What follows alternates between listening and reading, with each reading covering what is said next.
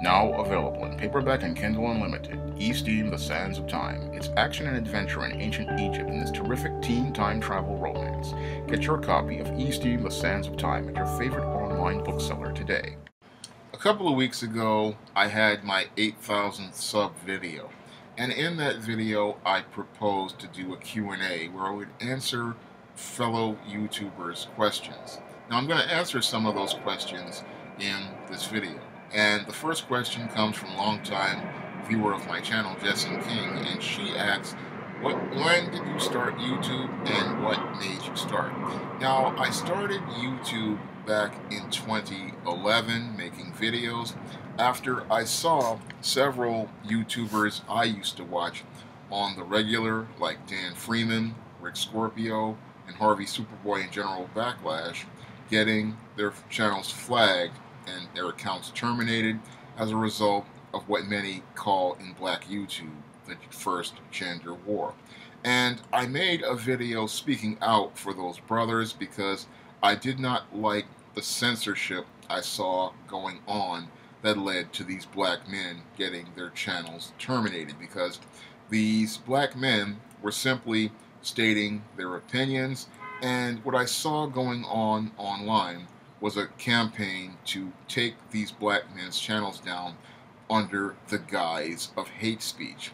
And I made some videos back then regarding that issue, and then I started making some other videos back then around 2011, 2012, but I stopped because I was really getting popular on my blog, Shawn James, Black Freelance Writer. Now, at the time, I was writing what many people call classic blogs back then, and my blog was growing exponentially because those blogs, in some cases, they would get 200 hits, 300 hits, and I've had days where I would get 5,000 hits overall in a day. So I stopped YouTube for a while to focus on the blog because the blog at the time was more popular.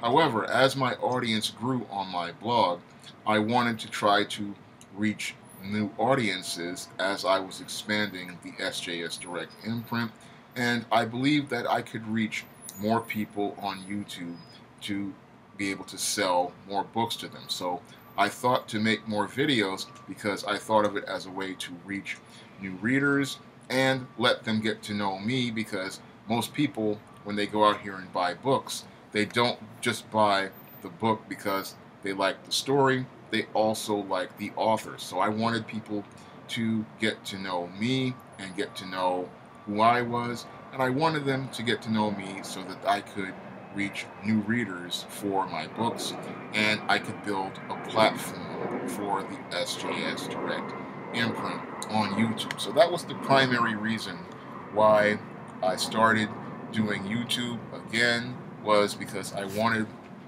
my readers to get to know me, and I wanted them to get to know my viewpoints, and I also wanted to be able to let them know what books were coming out, and I wanted to, again, expand my platform so I could reach new readers and also talk about a whole host of other topics. And as I've talked about other topics, I have allowed to expand my audience, and I've gotten to know more people, and that's really been one of the best things about YouTube for me. Question number 2 comes from Sketch Stevens, and Sketch Stevens asks, congrats on hitting 8,000. I'm fairly new and have not been here since April, but I have some Q&A questions. 1. Do you believe that Kevin Garreau should have kept Blue Marvel his own creation, similar to how you have created John Haynes, since Blue Marvel is misused? And yes, Kevin Garreau should have kept Blue Marvel his own creation, because in today's comic book industry, a smart comic book creator keeps ownership of their own characters, because that's going to profit them in the long run. Because as the owner of that character, you have control over the direction that character goes in and the types of stories that character is used in.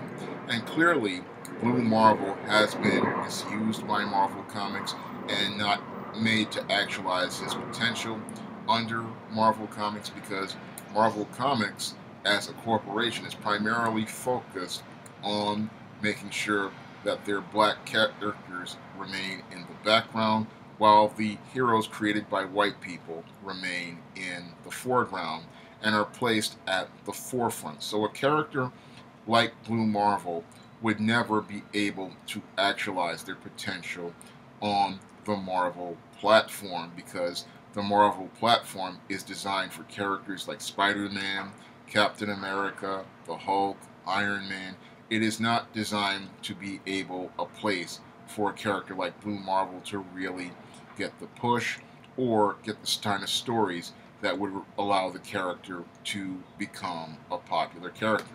Now, one of the reasons why I keep the John Haynes character for myself and the characters of the SJS Direct universe for myself, rather than have them exported to a company like a DC or a Marvel, is because I know they're not going to take characters of color and really give them the platform they deserve or stories they deserve. Because in most cases, these creators at these companies, they really are not really focused on those characters primarily.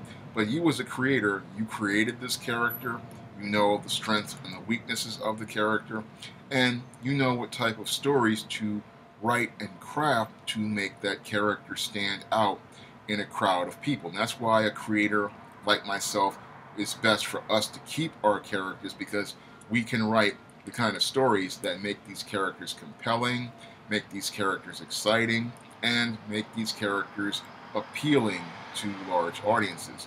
What happened with the Blue Marvel, sadly, is what happens when you take a character and you take them and you create them for a company like Marvel Comics. What they're going to do is put that character on the shelf, put them in the background, and not really allow them to get the stage that they deserve to be the great character they should be. Sketch Stevens also asks, would you think that a black-owned imprint/publisher could take prominence with novels or graphic novels similar to Milestone? And yes, I believe a black-owned imprint and publisher can take prominence with novels and graphic novels like Milestone did back in the 1990s. However, the only way for a publisher or imprint to get to that level of prominence is with the support of the black community. Because if it's not for black people going out to buy the products, then they cannot rise in popularity. And what I see with the success of Black Panther is that there is an audience for African American fantasy and science fiction and comic books and graphic novels. However, we need to see that support where these people take black dollars and spend them with black-owned imprints like my SJS Direct imprint. Because, in order for a brand like an SJS Direct to rise in prominence, it requires support from people in the community. And as those people support the books, they have to spread the word of mouth regarding those books that are published at a publisher like my SJS Direct imprint. Because I would love to offer my readers far more in terms of products like graphic novels, and right now I'm laying out the logistics to launch an Indiegogo for an ISIS graphic novel, and I'm looking to work with an artist towards designing the ISIS graphic novel. I've worked out the script for the first book, and again, I want to reach those customers, but the only way we can rise to prominence is if brothers and sisters in the community support companies like my SJS Direct imprint and other comic creators and other African American fantasy publishers, and science fiction publishers.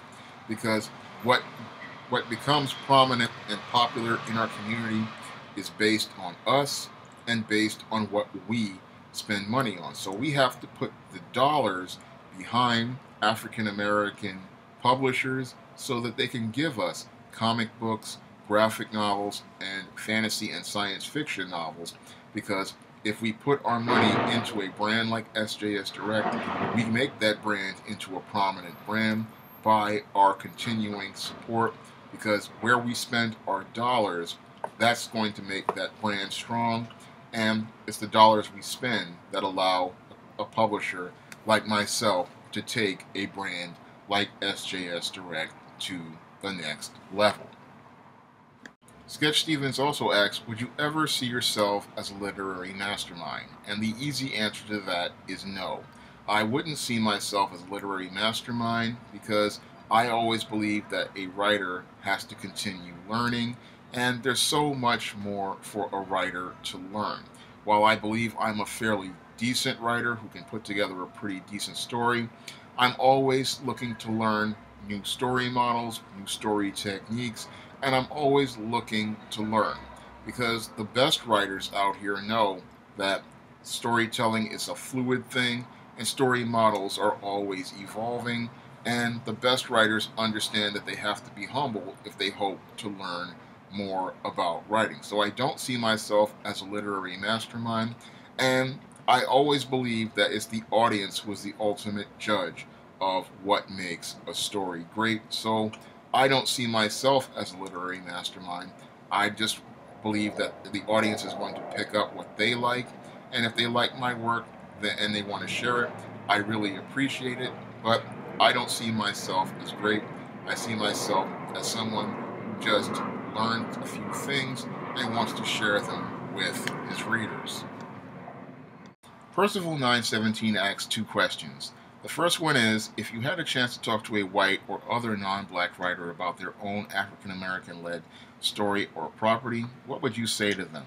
And what I would say to them is, what motivated you to make this character African-American? And I would ask them, do you have a good understanding of the black community? Because oftentimes with white or non-black writers, like Stan Lee and Jack Kirby, when they create black characters, is they often come at black characters from the white perspective, and they really don't have much of an understanding of the black community or the black experience. And that really colors the way they create their characters. So as it relates to a lot of white and non-black writers, I would really say to them, do you have a good understanding of the black community? Do you have a good understanding of the black experience? And do you have a good understanding of race relations? Because a lot of times when we have white and non-black writers and they create black characters, they often don't really understand the issues black people face, nor do they understand things we have to deal with like racism, nor do they understand things from a black perspective. And that can lead to a lot of creators like coming out here with characters like your Black Panther, which comes from a white view of Wakanda, or a character like the original Luke Cage, which really came from a blaxploitation perspective regarding black men, or a character like your Black Lightning, who just really is really flat and one-dimensional because there's no layers or textures, because the writer does not really know about black culture or the black experience. And this is a problem many white and non-black writers have regarding African-American led stories and properties, is that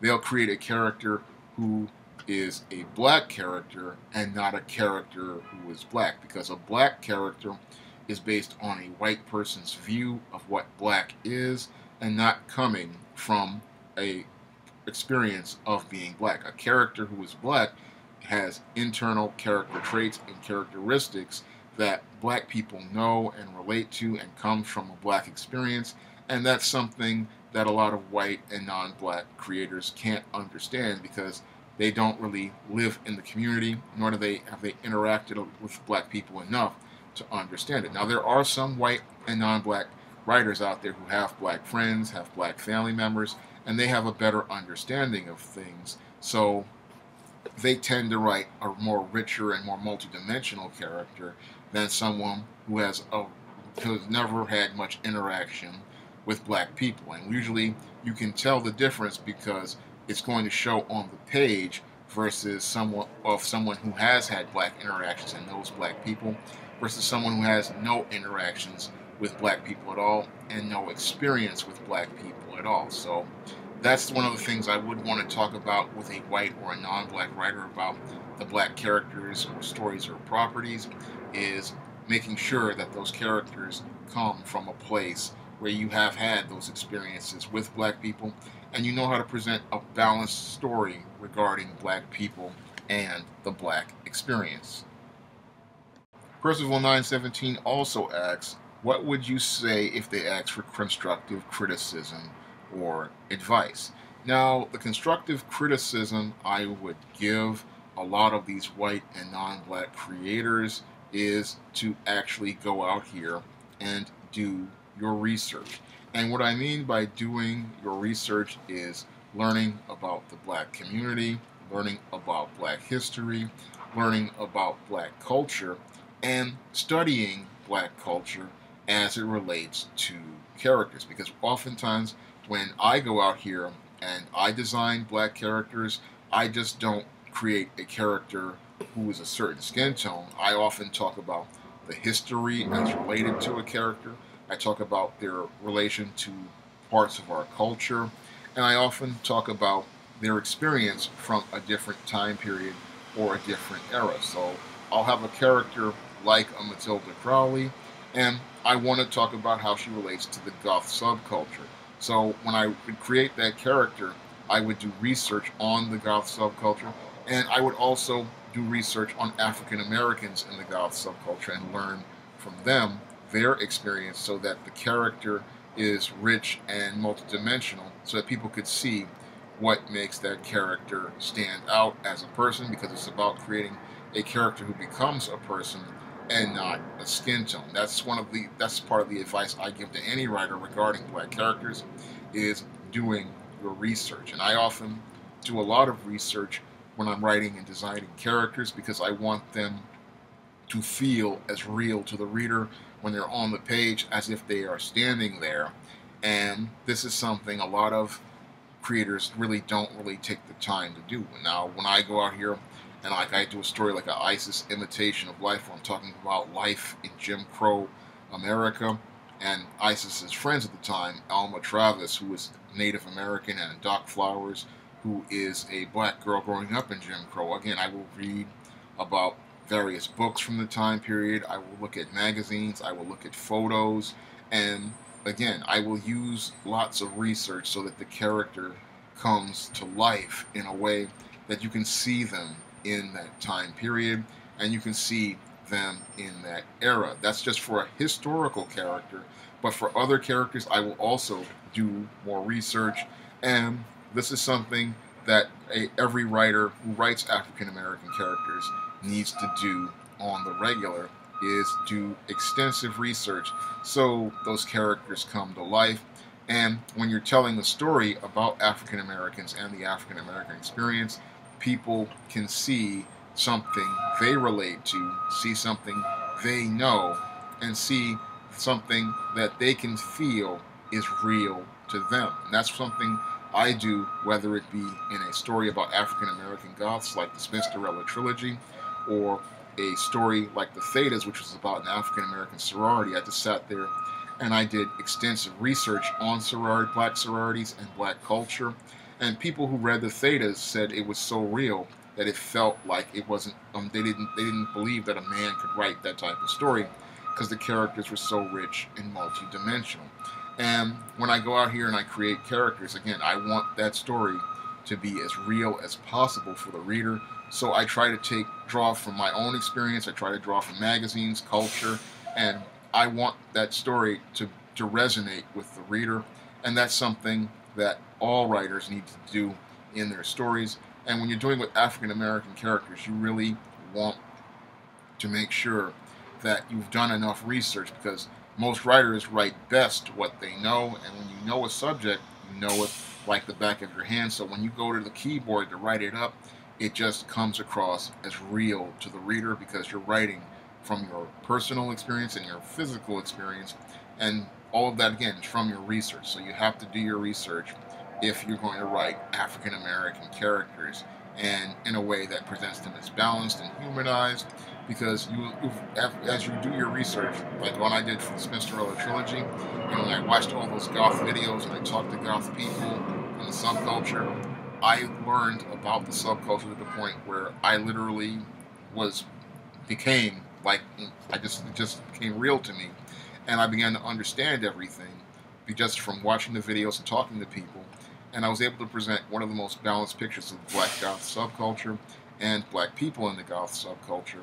So again, the best thing a writer can do is go out here and do their research. Ignorant Intellects asks several questions as related to the MCU. And the first question he asks related to the Marvel Cinematic Universe is, what was your thoughts on Ant-Man and the Wasp? Now, I can't give any thoughts on Ant-Man and the Wasp because I just didn't see the movie. When I saw the trailer, I wasn't impressed with Ant-Man and the Wasp, so I decided to pass on watching Ant-Man and the Wasp. Now, the second question he asks is related to, how do you think the X-Men can be brought into the MCU? Well, I believe the X-Men can easily be brought into the MCU organically by saying that the X-Men have always been in the MCU. However, we haven't really had much focus on the MCU because Charles Xavier wanted to keep his students out of the public profile, like Iron Man, Captain America, and the Avengers, and that most people really weren't focused on the X-Men because they were so focused on the Avengers. I believe an X-Men movie in the MCU desperately needs to start with the original five, and as you start with the original five in the first movie, you can have it start with the original five going on a mission, and then eventually have the movie end with them going on this mission to Krakoa, and then use that as a segue to bring in the giant-size X-Men team. I believe that's the best way to bring the X-Men into the MCU. Now, the third question he asks is, have you seen Venom yet? And again, I have not seen Venom because when I went to see Avengers Infinity War, I saw the trailer and I wasn't impressed. So again, I decided to pass on seeing Venom. Now, that's the end of all the questions I got in the first Q&A. I hope to do another Q&A soon. Maybe when I get 9,000 or 10,000 subscribers, I will do another Q&A, and I'm looking forward to answering more of your questions in the next video. That's all I have to say for this video. If you want to try some of my SJS Direct publications, like the ISIS series, the E-Steam series, the Temptation of John Hayes, and the Spinsterella trilogy, you may do so by clicking the link to Amazon.com in the description box. And if you want to help me make more videos like this, you can donate to my Patreon by clicking the link in the description box. Again, that's all I have to say for this video. You can leave